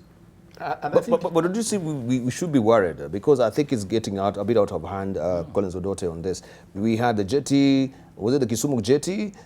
We had that particular gadget that we had some, some suppliers here, I think from Gilhouse, if you may remember that story. And the hydrants at the airport, the hydrants actually, and the way also the prices of the hydrants were actually exorbitant. And we have Kiboko, many of these, it's been happening. And KPC has been on the headlines, constantly as far as siphoning of oil is concerned. Yeah. This is people who are gaming the system. Entirely, it is deliberate. It's engineers. That's the engineers. Yeah, they need to be stopped with the board. Yeah, and that's There's why a board there. when Patrick initially says that the maize sector should learn from oil, I cringed. You cringed? And now he's confirmed. No, I'm talking about the supply side, not the technical side. The supply side is verified, but the technical side... The reality is technology exists, as Patrick has rightly says, which could solve this problem. And it's extremely simple. The problem is that technology cannot solve the problem of integrity. That's where the challenge is. And it is whether it's for oil, whether it is for maize, whatever sector it is, until we get to solve our integrity challenges, we'll continue having this merry-go-round. And that even when you are discussing the issue of Uganda and Tanzania concerning maize, the bad manners we have escalated over the last 6 years is such that everybody thinks that the only way to survive in this country is to game the system. And gaming the system is no longer for privateers in town. No. It is for the people in charge of the system. So you don't get some private business person going to say, I'm going to try and influence the chair of Kenya School of Government to play monkey business. You get, and since Inea is my friend, I can use him as example. You get the chair of Kenya School of Government actually sitting to design a way to siphon his own system. So even when you're discussing solutions, you'll go and present a solution of drone. So as it's listening, you say, looks nice. Then when you go too far, you're told, who told you we wanted this? The game ends. Because actually, you can't afford it. They don't want the system to be fixed. And the only way we will fix this problem is if we're able to ensure that it is expensive for anybody in charge of the system to game the system. It's only then. We don't need technical solutions. Expand the expensiveness. What do you mean by being expensive? Jail a board member. Jail a board member. Correct. Yes. Actually, correct. Let me tell you, the one thing that I believe is that we must reach a situation where somebody knows that there are consequences, that if I make a mistake, I will be punished for it. So we must ensure the system punishes people. Right. We can't have a situation where for 10 years, we can't be, like, let's take Kenya Pipeline. Because Kenya Pipeline, if you watch all the previous MDs, all of them are in court. All. Not everybody is in court. In fact, except that lady, she is also in court. You see, except. That lady. So if you go to Kenya Pipeline, you know that you will go to what lawyers call court one on some place. Sadly, I'm not sure, sadly, nobody has either been convicted and found guilty. Sadly. Okay. Thank you. Let me give you this chance to Patrick about, because he's leaving us. He's got also a board meeting this morning. But he says, you say some board members should be locked up. Can we learn maybe from what happened with Nissan, with Carlos Oson right now? He's in the slum as far as, also his pay is concerned, and him padding, some of good tidy sum of money as far as corruption is concerned with the entire system of, was it Japan? You remind me the story. And that particular, the Japan story, and of course Japanese are very strict when it comes to ethics, issues of corruption. I mean, you have to be a man of integrity. I mean, I've been involved in a case like that in a board that I sit, where we were actually held accountable, and something had happened in the company. We went, there's an investigation, and effectively the board was cleared, and some other people were actually locked in. But the board was taken in by the serious fraud office, and we had to go in and be witnesses to the government. Yes. Otherwise, we would have been on the other side. I mean, that was the way that the thing was being investigated. You are not locked in at the set. Right? No, we're not locked in, but basically we are available, and we are available to the investigator at any time. So it went like that. Sadly, it is only boards that are on stock markets that are held accountable in most instances, because the laws and the regulations tend to be very strict where public money and individual money is involved. When you go to non-listed companies, then it relies on the owners and the people who are feeling the pinch to now go and accuse and do things in that area. And I think we need to extend this whole prosecutorial activity all the way down. Right? If you go to state organizations, I mean, there's the Mongozo Code and everything here. This relies on the individual to actually take it up. But if I mess up, what happens? I'm removed from the board, end of story. Right? That's the easiest thing to do, and then I've got rid of the problem, and we bring somebody else in, and the organization continues. Who continues with the investigation of that issue after you've been removed? We need to tighten up in that area so that if in any board, doesn't matter where you are, if there are messes, there are consequences irrespective of the action that the board takes itself. There are consequences that the nation can take on the basis that you have messed up as a board member in that place. I sit on the board of listed companies, and hanging over my head all the time is a fact that can be applied to me because I'm held personally accountable for the actions that I take in that board. Yeah, even a bigger responsibility where you're the chair. If I'm the chair, then basically it's the whole board, right? So that is, I know that, and where I sit on the board, I know that that is hanging over me. And you find a lot of people now don't want to sit on the boards of private sector companies that are listed because that responsibility is extremely high. We need to be able to hold people to account in a similar manner across all boards. Then you'll begin to see people taking serious accountability. The other thing that must not happen, and I think we talk about this in a very glib manner, there are people who are sponsored onto boards, right? And we talk about it, but we don't know, we need to stop that from happening. Sponsored into boards? Yeah, I mean, people are put in there for a purpose. For a purpose, actually. Yeah, and so forth. And if we stop that, then we begin to see things like we're seeing all this Maize issue, whatever it is, everywhere in the country, they'll begin to diminish. But when you get the right people with the right competences, with the right consequences, thank you. Right, sitting on the board. But Patrick, before you go, the whole issue, because also the issue of Carlos Hosson raised the question about the corporate governance and that's shaking into place, and of course also how we handle the boards, the composition of the boards as well. Where does it come into place when we have a crisis like what is happening with Kenya Pipeline, and we have maybe people who are sponsored into boards because they are vested interest from other powerful individuals I had a very simple from government? I said that this integrity assessment should include a polygraph test, where you actually, you're tested for integrity. Yes. Right? And basically, there's a series of questions that are asked, and if you fail at that point, you're out. Yeah. Yes. We need to test integrity in almost an intrusive manner, and when that begins to happen, you'll see people running away. True. But we all say, no, I have my rights as a citizen. But yes, you can have your rights, but if I want you to come in, you have to follow the rules. Out of this right? board, yes. Yeah, but those rights will not infringe on the rights of the other people. Yeah, exactly. Because actually we are killing Kenyans. Rights come with responsibilities, we always say. Yeah. So until we get to a point where we can say, right, you have to go through an integrity test before you come onto a board, and those are available globally, then we will never actually stop this issue. And I think Dr. Rote here was quite right. Integrity is at the bottom of everything else. Absolutely. Right? So I would like to suggest that we have... You had a very good example of Malaysia. Yes. I wish you could share it. Yeah. Mahathir Mohamad, his son, was part of a consortium that bid for a job, which was funded by an international development organization for Malaysia. People raised hell that why is the president's son, right? Why were they given the contract? And the president said he has a right as a citizen. Where he was working, I had no arm in this. It was done by an independent international organization, respected, the World Bank. I had nothing to do with it. But that company is delivering for my country. If that company doesn't deliver, and doesn't matter whether it is my son or not, he will take the consequences.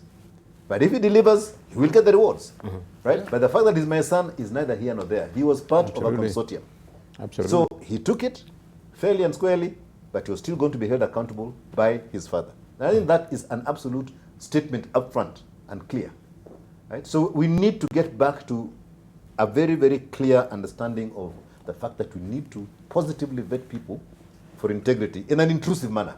Not on this thing of filling in forms and whatever it is and so forth. Yes. Go and sit for a test. Like you sit for like you sit for HIV. Right? If you tell guys to go to sit for an HIV test, guys will turn the corner and go. Right? Right?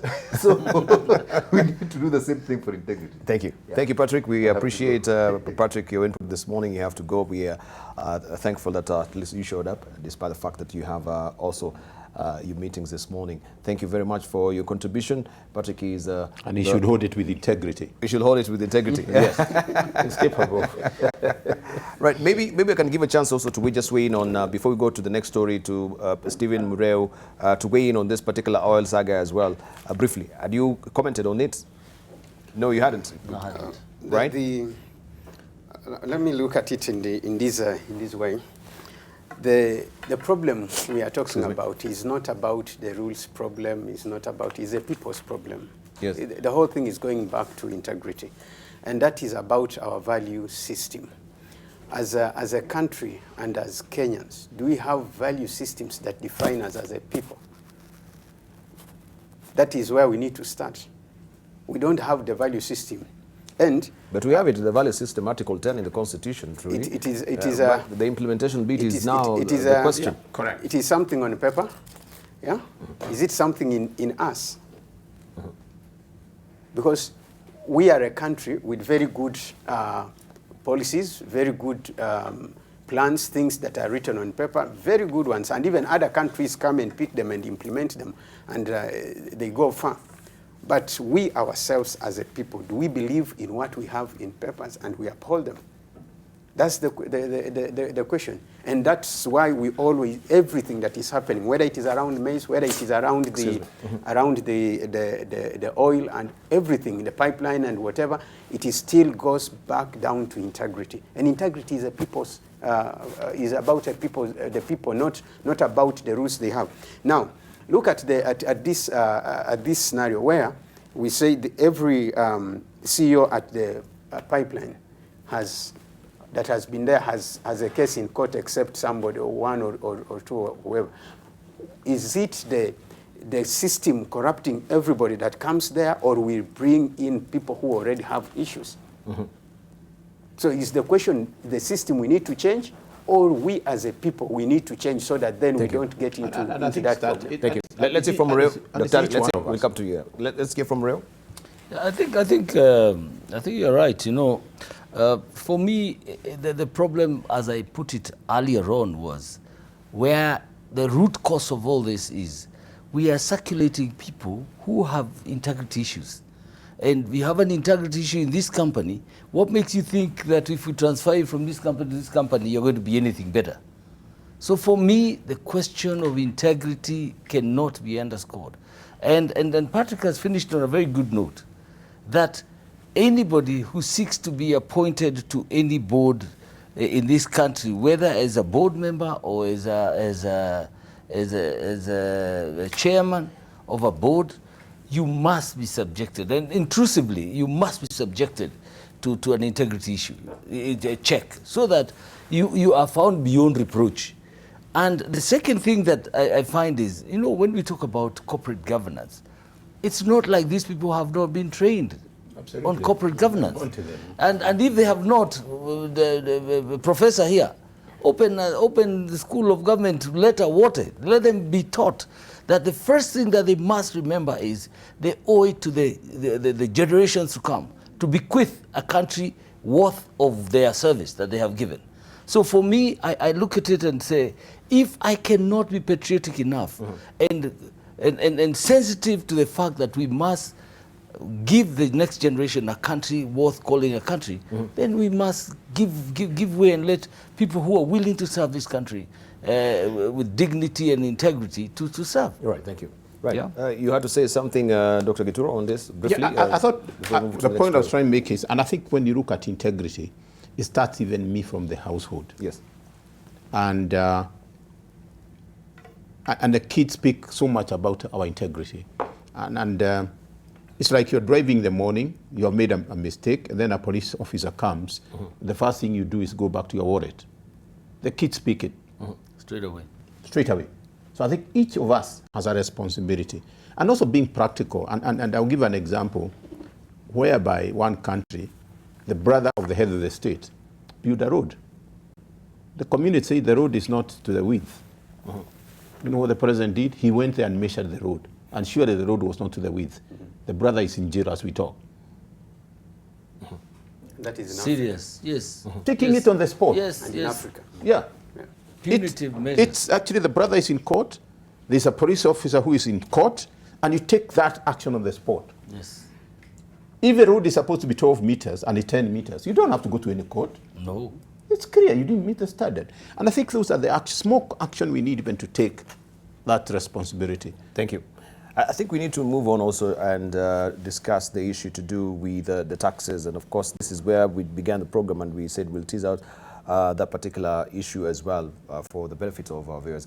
And Nairobi County has, of course, you know, right now just released its budgets, just like the other counties, not unpredictably seeking to raise taxes for city dwellers.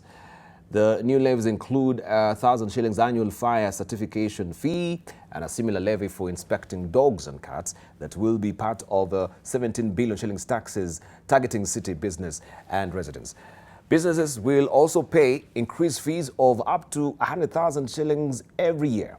But what stands out is the garbage collecting fees of between 100 for the slums, 600 for the upper markets. This or that is was, I should say, this was not expected or unexpected, is needless to say here, given that the city is reeling from huge liabilities and serious service delivery gaps. However, the fundamental question that immediately arises is how prudent the new taxes are. For one, they will raise the cost of doing business in the city at a time when the capital is quickly ceding ground to neighboring counties, especially Kiambu, Machakos, and Kajiado. City fathers should stop behaving as if Nairobi is what it was to the economy years back and make policies based on sound research and economics. Unfortunately, the latest yo-yo levying all the car park fees, first reduced to 200 shillings for a congested CBD before being doubled, indicates serious capacity issues with city planning. But the second issue is even more important. There is no word on how the city intends to deliver the services after collecting cash from largely unwilling residents after no public participation. For instance, if Governor Mike Sonko has miserably failed in cleaning public spaces, how does he justify taxing people who have alternative means of fundamental questions that immediately, who can actually have the capacity of having the garbage collections in the city? Are they using, of course, the money that they've collected prudently? That is a question that we also need to pose to our guests this morning. Let's just begin there. We begin with you, Dr. Collins Odote. This particular move by the county government, you think it's justified? Debarl, that move is unjustified.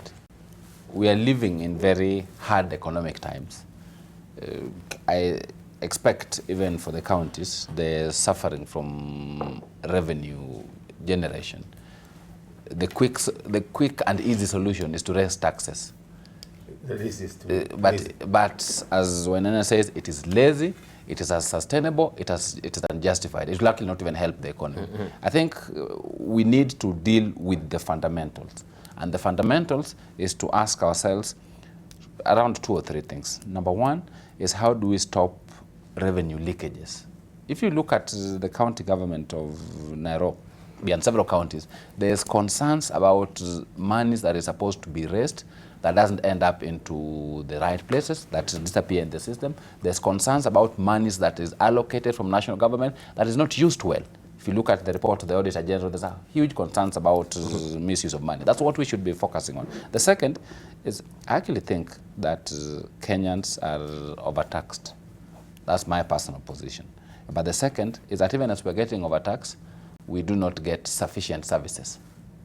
So it doesn't justify. I think 2 weeks ago I was out of the country with a friend of mine and we're having the concerns about it. So if you look at the difference between us and some of the developed countries, when you are taxed, the tax goes to provide services. In this country, you are taxed, but you then still subsidize those services. For a long time, until NHIF started working much better, you would still get your health services through the private health insurance. You still have your children going to private schools, yet you are paying taxes. So I think it is extremely unfortunate and lazy for governor of Nairobi to try and increase taxes and even make some of those things mandatory, even something that don't make sense. Fire extinguisher, dogs, surely it doesn't make sense. And then you go to Kiambu and people decide that we will actually do so without public participation. We will do so because we don't even want the public to be involved in the process. I think the counties must be called out, and we must realize as a country that the financial situation we are in requires us to be much more innovative, and that innovation cannot be about including burdening citizens, because citizens will collapse. If you've seen companies, Debarl, and we've discussed this in this show, there are companies that have been moving out of this country because the economy is not growing and the burden is too much. Even for citizens, it's going to reach a stage where a citizen says, I give up, I can't pay. Won't pay, can't pay, because I'm incapable of doing. And as opposed to going through so, we must be able to use much more innovative ways for increasing the revenue base and for ensuring that there is fidelity in how we manage our resources and use it. And I don't think that increasing taxes is one of the solutions. Right, and I know also maybe a lot of motorists also will be worried about the 200 shillings they're paying now. It was 300 shillings, went down to 200 shillings, it's going back to 400 shillings, or it's going to 400 shillings. I remember growing up in this city, we had metered parkings. right? Why can they install meters on these parkings so that you don't have to pay the full hog, full amount, 400 shillings? Maybe you're in town just for a few minutes and you have to pay 400 shillings. Is it justified for you to be there? For you to pay this amount if you're not there the whole day? Well, I think Debarl, this is just a lazy person's way of raising revenue. I can't call it any other way. It's just somebody who does not want to apply themselves. And if you look at the history of all these counties and the governors that we have currently, they've all been taking rides around the world, all over the world. They've been to Singapore, they've been to Malaysia, they've been to US, they've been everywhere. If you look at their travel budgets, they are the most traveled leaders in this country. And I wonder what they see when they travel out there. I wonder whether they see services that are being delivered by the leadership of these counties. It's not just a question of clamoring to be a governor, to be a CS or whatever. If you travel and see best practices out there, you must bring them back to your country. Now, if they travel and they don't seem to see any good that they can come back here, then you really wonder whether they are worth the positions that they have. The second thing is, and I think Dr. Collins has alluded to that, is the public participation. And here now, I'm calling my successors in the chamber and Kenya private sector to hold Governor Sonko to account. They should not allow that public finance bill to go through with this kind of punitive increases. They must be held to account. They must be made to explain to the public what is the justification. And again, Collins has said, I think it's my colleague here who has said, if you are here for only a short period, or is it you, Debarl, why should I pay 400 shillings? It must be a metered entry into the city. If I have no other business, I pay for the time I'm here. But again, a lazy man's way. It's easier to just keep paying, We don't care, we don't. They must do something. There is no money, there is no revenue that can be collected for doing nothing. So they must do something. They must get the meters there. They must be able to run and cost that. Because you find somebody walking around the kabuti, whether even some of these receipts and some of these gadgets are very suspicious. Whether this money is going to my account personally or to the county account is a big question. And is all this money ending up in the county coffers? And my answer is a strong no. A lot of this money ends up in individual accounts. Find out. And I think we should be addressing what is this we can do to raise revenue in Nairobi County. And we can see down here, and I think Mureyu is spot on. When I'm in Nairobi as a resident in Nairobi, I'm looking for a few things which will make me, I'm looking for garbage collection. Yes. Yeah? You remember the old days, you write, a truck you'd come, yes, get the whole thing, and just put it as the tippers do. Yeah? I'm looking for that. Yeah. Every week. Yes. Every week. Yeah, I saw that when I'm really looking for I grew up in the 80s. Yeah. ease of doing business in Nairobi. And the council can raise, how do I bring cabbages? The trucks to correct this? How do I clean the roads? There are no potholes. That's how you generate the revenue. Because people will do business. But noticing the taxes, and I've said this before, and my colleague Kyria Collins here, raising taxes is the laziest way to do in a government can do. It's the most lazy way. And I think it's not even Nairobi. Look at the counties. I was shocked that they were going to Supreme Court, we want more money. And we asked to do what? And I think what we're asking here, look at the sewer, look at the water in this, look at the housing. If you make it easier for people, you generate more money. Yes. And that's what the council, I think to me, the Nairobi County should be leveraging on. For example, and this is something which is really killing the people who are paying taxes in this town. I have a shop in Ruthiri Avenue. Debarl and Corin decides to have hawkers out there. So nobody will come to my shop. So what do? I'll close shop. I'm paying a license. If those hawkers, as a county, can we get them markets where we can buy? Like the Masai market, it's so well organized. Saturday is here, this day is there. Hawkers, they have a business. And I'm not saying that we deal away with hawkers. They have something they're providing, but they can be designated area, not where I'm selling my wares. And I think as a county, these are the areas perhaps we need to get into. Make easy of doing business for hawkers, make it for Mureu. Thank you. For you. And right. hawkers, hawkers are not informal traders. Huh? They are not informal businessmen. They are supposed to hawk, move, not sit outside your shop. Thank you. Let's hear from Stephen lastly on this. From my side, there is something fundamentally wrong with policy making in this country. What we are seeing in Nairobi, we see it even in national government. It's not something that we say this is about Nairobi. It's about how government is making policy and the thinking that is in government. When you look at the mindset that is in both the national government and the county government, which now we are seeing manifesting in Nairobi County, is about very two important things that government is looking about. How do we expand our tax base and how do we deepen the taxes? But then the approach they are taking, both the national government and the county governments, they are getting it wrong. You cannot, as a country, and even as a county, tax yourself out of the challenges. That's not how you get yourself out of problem. That I will just tax here, I will tax here. That is, if you look at the national budget, you look at the county budget, that is the same thing. National budget, how do we get money from this, whether it is from employers, whether it is from workers, whether it is from this.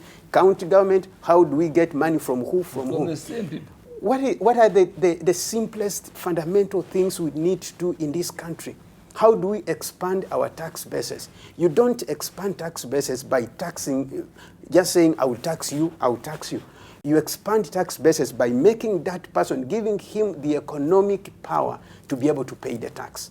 If a business is operating in an informal sector, you put in place policies and actions that help these businesses to become established, get into formal operations, and they pay taxes. You are expanding your tax base. You don't just wake up and say, I'll tax you. No. Then the other thing, if you want to increase the taxes, you put into place policies that help the businesses to grow and make more money and then pay more taxes. That is not what is happening in this country, whether it is at national, whether it is at the county. And what we are seeing at the county is actually a manifestation of the national. Can we go back to the basics and rethink our policy and say, how are we going to help our country get many people into employment so that then they can increase income taxes, get more businesses, ventures, these small enterprises to operate formally so that we can have more taxpayers in businesses, get more businesses become profitable in this country so that then they can pay more taxes. That is how the police should be looking at it, but not the way it is looking at and saying it will just be simple, let's tax this one, let's tax this one, let's tax this one. And that's what is happening. Right, thank you. Let's leave it at that. I would, unless you'll keep time with 10 seconds closing statement. Your headline thoughts, 10 seconds, strictly. Let's begin with you, James Mbreu, 10 seconds. Thank you. Stephen? What my colleague has said here is exactly what the Ghanaian president did. Remove taxes and encourage manufacturing, and when people have manufactured and generated money, then they can pay taxes happily. Thank you. But I must say something about the danger of the pipeline, the siphoning. If the people who hate this country get to know that they can access that pipeline, they'll destroy this country, they'll burn this country. So there is that danger that must be flagged. All right, thank you. Yes. Collins Odote? I think, Debarl, at the end of the day, the success of our country depends on our levels of honesty and our levels of innovation. And as we do so, we'll continue giving solutions that don't take us too far. And unfortunately, we see too many of those examples in some of the things we discussed today. Right, thank you. Dr. Gituro? Yeah, I think I pick from him. I think we need to address the issue of productivity. We can only create wealth in this country by being productive. That productivity will come through innovation, as he pointed out, and being honest people. That's the only way we're going. Let's address productivity. Productivity brings consumption. From consumption, we have savings. Then you create wealth. Right. And you should make it mandatory for all government officers to be watching this program. Because there is a lot of resource here. Yeah, there's a lot of resource. Yes, but they do. We get some of responses, of Please course, after the shows. Yes, yeah. Share the link with them. Thank you very much. And Stephen Obiro, finally, and of course, we know also for the Federation of Kenya Employers, it is of course a big event that you have next week. You have the Africa Employers Conference, and of course, you're dovetailing that with you turning 60. as an organization. Just tell us a bit of that as you're winding up, about that as you're winding up. Yes, on 26th of July and 27th, we are having Africa Employers Conference in Mombasa, White Sands. And what we are discussing at the conference is about the future of work and enterprises, both in Kenya and in Africa. And the employers are coming together. We are saying, we are going to provide solution and provide leadership, because when we are observing how the policy is going, it is not going towards that direction. And as the Federation, we have been here for 60 years, since 1959, and we are celebrating our 60th years. And in that conference, we want to chart a way forward for the employers, both in this country and in Africa, so that then we are able to get ourselves right. We know that the way we have a lot of potential, and if we don't make very good strategic decisions, policies put in place, and initiatives, then Africa may not become the powerhouse of the future, and Kenya also the powerhouse of the future as we envision. Thank you. Yeah. Right, Stephen Obiro, who is the head of advocacy, communication and partnerships at Federation of Kenya Plus. Thank you for coming through. James Mureo as well, who is a board member and the chairman of Human Resource and Finance Committee, Office of Attorney General and Department of Justice Business Registration Service. Thank you for coming through. Also, Dr. Collins Odote, who is a columnist with the Business Daily, environmental lawyer, and also a lecturer at the University of Nairobi. Thank you for coming through. Also the chair of Kenya School of Government and lecturer at the University of Nairobi, Dr. Gituro Wanaina. Thank you for coming through. In absentia, Patrick Obath, who's the chair the board chair and board director of the Standard Chartered Bank, and also the vice chair of KEPSA Foundation. Also, we thank you for coming, of course, through this morning, and for the cogent, quite candid discussion we've had this morning as well. I really do appreciate. Right, thank you also for your valid company. You've been watching In the Market here on AM Live. My name is Debarl.